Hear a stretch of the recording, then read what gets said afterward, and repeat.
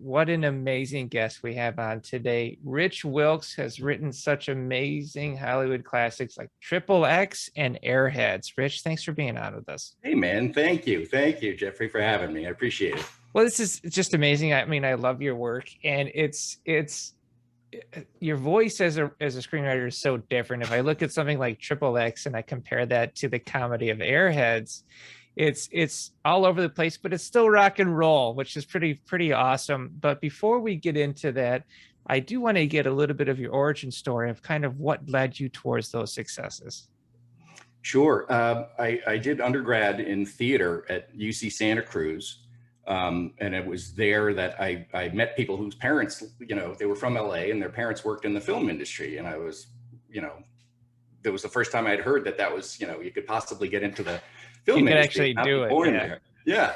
So after Santa Cruz, I came down to LA and I went to the American Film Institute in the screenwriting program. Okay. And I wrote a screenplay. It's a 2 years master program, but I wrote a screenplay in the first year that got optioned by Touchstone Pictures. Wow. So I dropped out of school and I got into the Writers Guild based on that script. And that's what I've been doing ever since. And that was 30 years ago. Did that script get made?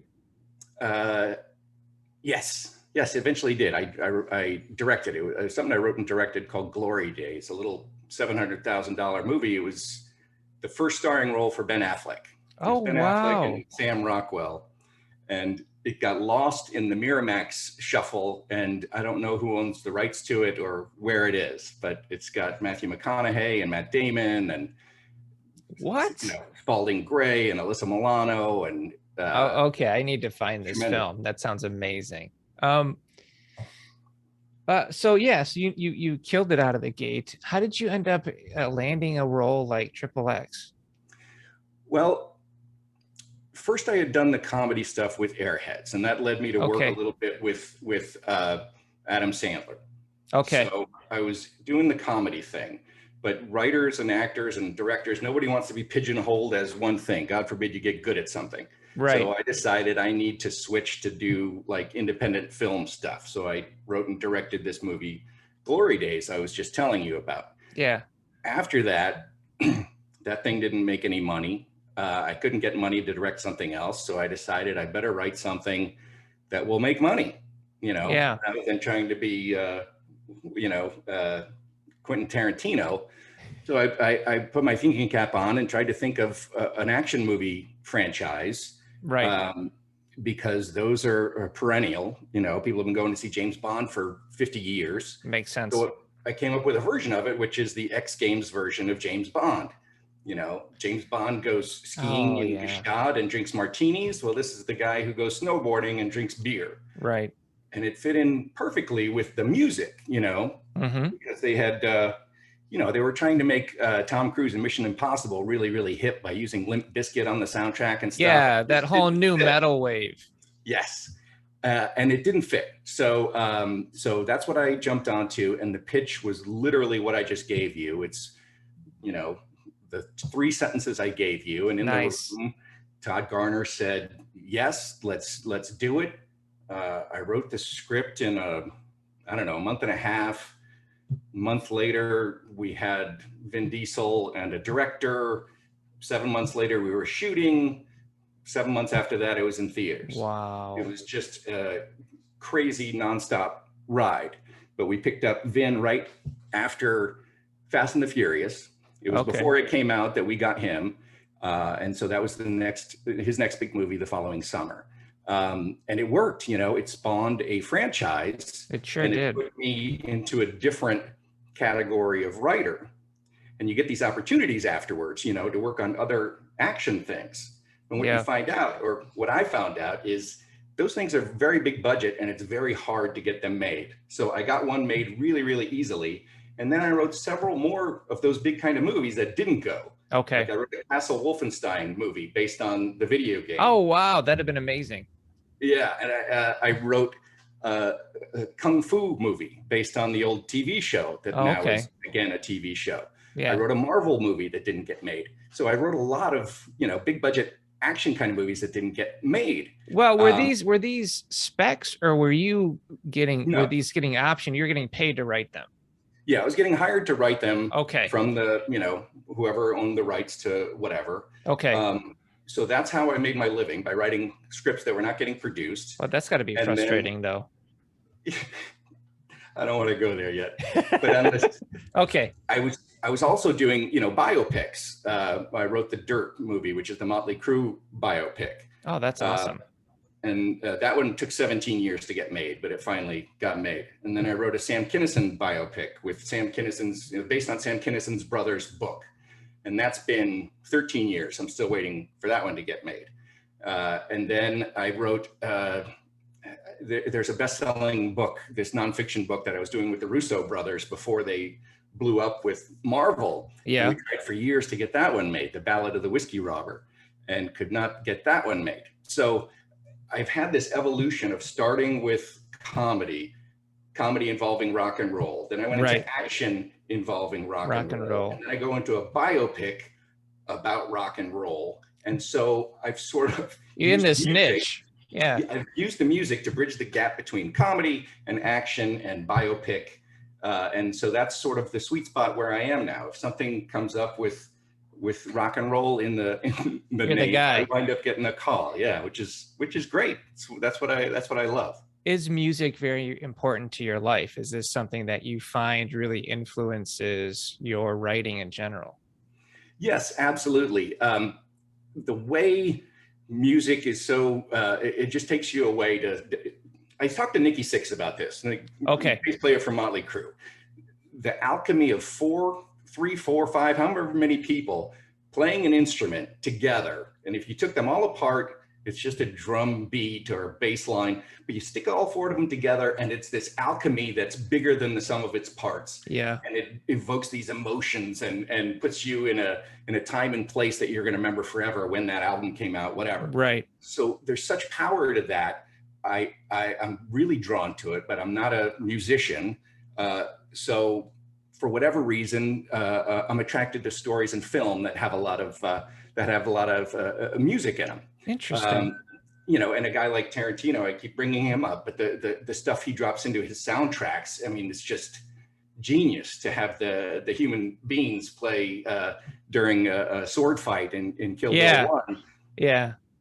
He's got to be an audiophile. I mean, the guy's taste in music is incredible. But well, going back to Airheads, I remember seeing this movie when it first came out, and I thought, this is the oddest, quirkiest comedy, but it works. And I thought it was really, and you're talking Steve Buscemi, you've got Sandler, you've got Brent Fraser, I think pre-Mummy. So, I mean, you had a pretty great cast. Yeah. When you end up working with talent like this, or like with Vin Diesel, do they ever come in? Do they have any changes they want to make to lines or to the script? Do they improv? It depends on the movie. It depends on the actor. I've not had a lot of experience where an actor comes in and says, I don't like this, I want to rewrite the dialogue or whatever. Okay. At the time I was working with Sandler on Airheads, that was his first studio movie. He didn't have that kind of pull if that's what he wanted to do. He changed a few lines to make them funnier. And, we had guys like Michael McKean in there from Spinal Tap and Chris Farley. Wow. You're not going to tell those guys how to be funny. But I've not had the experience like with Vin Diesel coming in and making these ridiculous changes. Awesome. There's certain people that in my movies, like a supporting character or something, who changes their dialogue because they're a stand-up comedian or what have you. And that's fine. They make it funnier. That's good for me. But I haven't had the negative experience that I think you're hinting at of being that's sort of dictated to by a megalomaniac. Well, what I was going to ask is if you ended up having any kind of requests like that, if you bring them into the writing process, or if you have a producer who comes in and says, hey, I want to make these notes, I want to make these changes. When you get these kind of notes as a professional Hollywood writer, this is why I'm getting at this. Do you bring them into the process? Do you just say, yes, take the note and fix it? Is there some back and forth there? Because there's writers at home who are going to be optioning their first script. They're going to be getting a gig. They might work with some talent that might have a great idea of where a line could go. And I want them to hear from a professional like yourself what they should do, how they should take it. You talking about notes from the actors or from everybody? Right. Yes. Notes from actors, notes from producers, notes from sources that can really influence the script. Okay. What I've discovered, and this is kind of a relief, is that the director and the producers will generally not want the actors to start piping in with comments and ideas, because they're trying to control this thing and keep it on the rails. And once you open that can of worms, you're in trouble. You want people's input, but you don't want them to run all over you, especially the director. He doesn't want to lose control of the script that he signed up to direct. There you go. So the director tends to protect you, unless the actor is someone super big and important, and then you work with them. But the director directing that person is also going to be super important and will keep that person in line so that they don't run away with it, unless you're dealing with an actor who's also the producer and what have you, or they're so big that gotcha. And there is more of that now, so I could see how that could be an issue. But it's really cool to hear you saying that the director really kind of does act as a buffer to really kind of keep that project in line.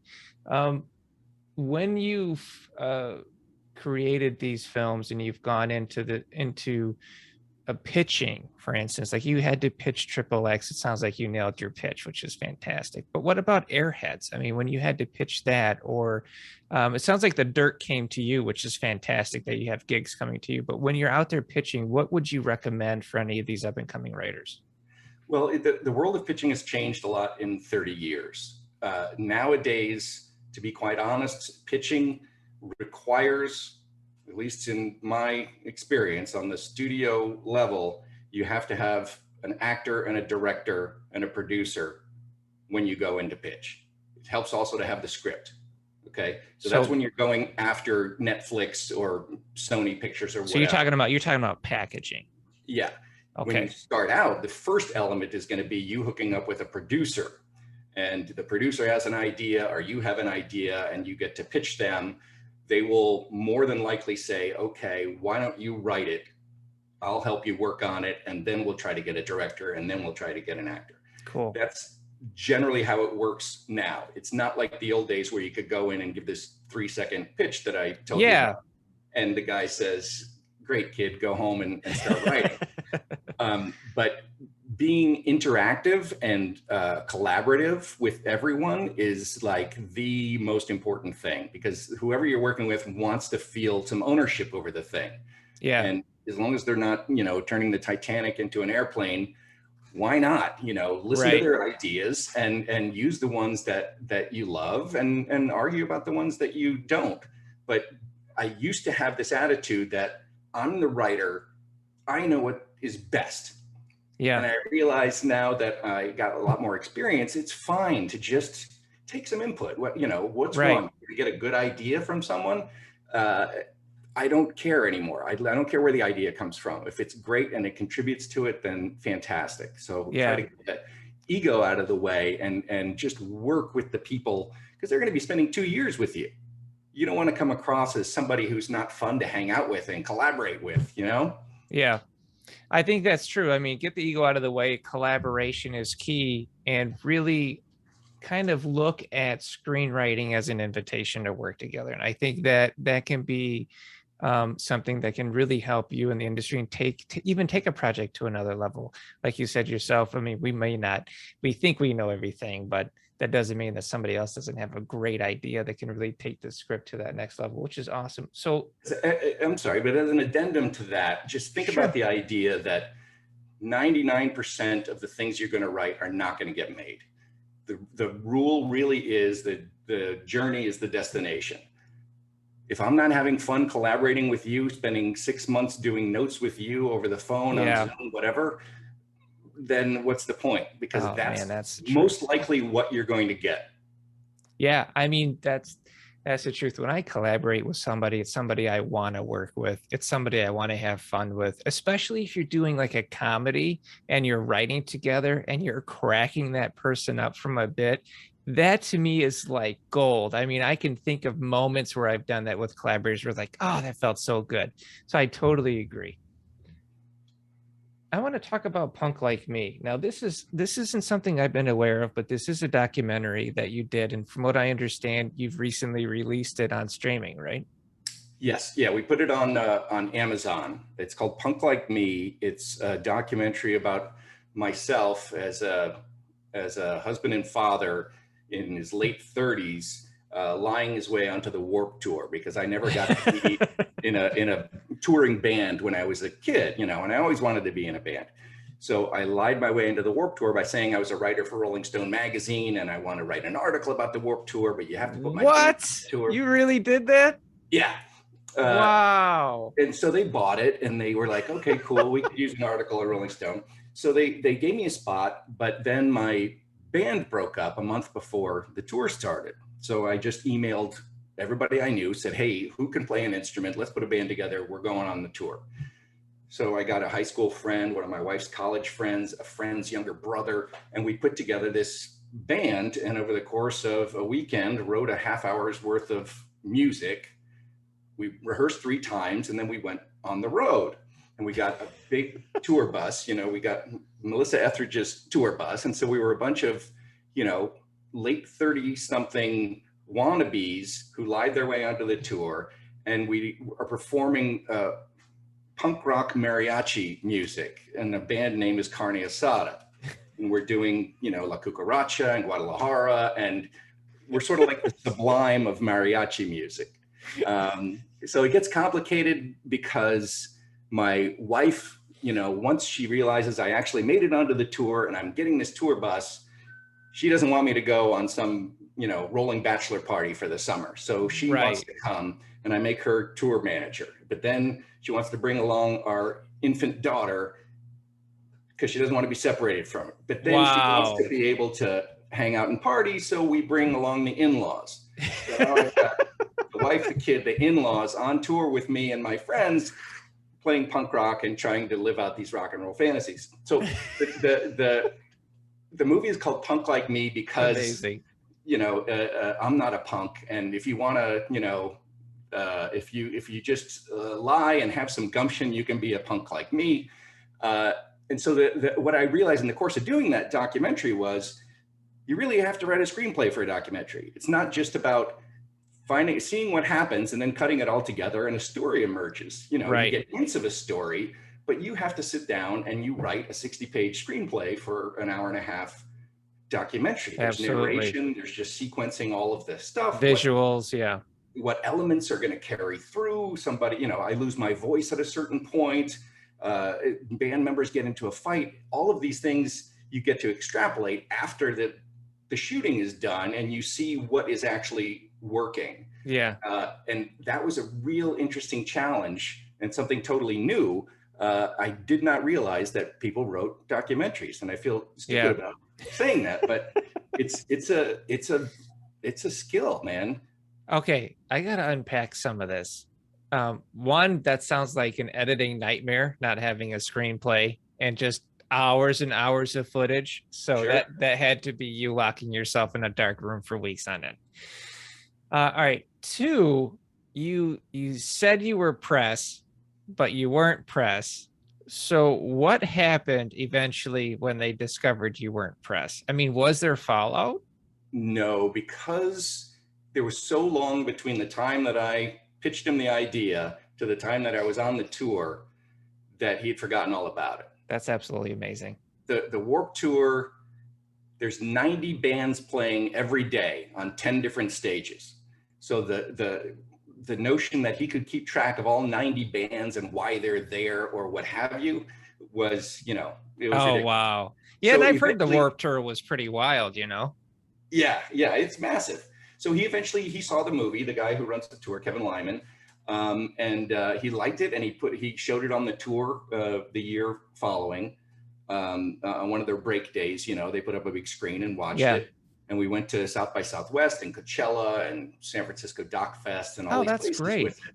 So there was no real fallout. And I did try to write it for Rolling Stone magazine. After they said yes, I called up Rolling Stone and said, hey, I would love to write about this. And they said, well, why do we want you? I said, all right, whatever. That's awesome. Oh no, I mean, I think that is a hell of a way to get something off your bucket list. You And know, yeah, go ahead. Jeffrey, here's the reality. It took 17 years to get The Dirt made.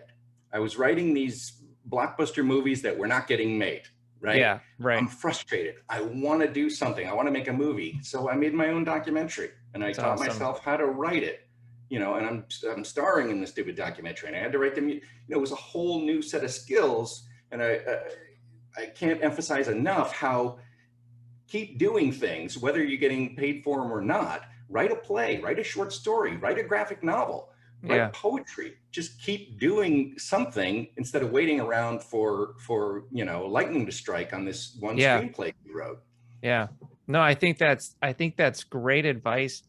I was going to ask you if you had any advice for writers, but I think you just nailed it. Um, I Punk prefer like, not to give advice to writers. I don't want the competition. oh man, this is not a zero sum game, but I love that. So, Punk Like Me is available where? Amazon. It's on Amazon, Amazon. yeah. Wonderful. I'm going to And you check it can out. get It sounds amazing. you can get your Carne Asada, the band t-shirts on Redbubble. I have to hear this music, and I think I'm going to be listening to that later on. All right, Rich, I want to say thank you so much for being on the show. Of course, man. This has been a pleasure. Anytime, you get to talk about the craft, you sort of have to get introspective and think about what makes things work for you and why they work. And that way you can cut out the stuff that doesn't work and focus on the stuff that does. So just talking about the process helps the person who's doing the talking. You know what I mean? I think that's why these podcasts are so popular. I learn something every single time, not just when I'm listening, but talking for a half hour about what I do. Yeah, It's very absolutely. educational. I feel very thankful and blessed to be able to have an opportunity to speak with individuals like yourself, and it makes me a better writer. And then I could take all of that knowledge that I gained from you guys, and try and disperse it on to my students as well. So it's all part of the chain, I think. Yeah, no, I mean, if there's people out there who don't know how to get into Hollywood or write a screenplay, this is such an invaluable resource that we didn't have when I was a kid. And Yeah, you're making it real for people. It's yeah. accessible. Oh, If this thank you. idiot can do it, then so can I. I don't have to live in Hollywood. I can be in Maine or Argentina and still I can send my PDF someplace just like anybody else. You're demystifying it. And I think that's really, really cool. It's so true. It's funny you say that. Today I had somebody reach out to me and wanted to thank me for the fact that they came to one of my seminars and they said, "Hey, do I have to live in LA?" And I said, "No, you don't have to live in LA. You can live wherever you want. You just have to push and push and push until somebody says yes." And they did that, and now they're optioned and they're getting brought onto a show. So I mean, it's just like it can happen. You just have to strategize and have the will to do it. That's fantastic. That's a great story. I love that. Yeah. Yeah. All right, Rich. Thank you again. Thank you for having me. This has been great. Don't give up, everybody. Keep fighting the good fight.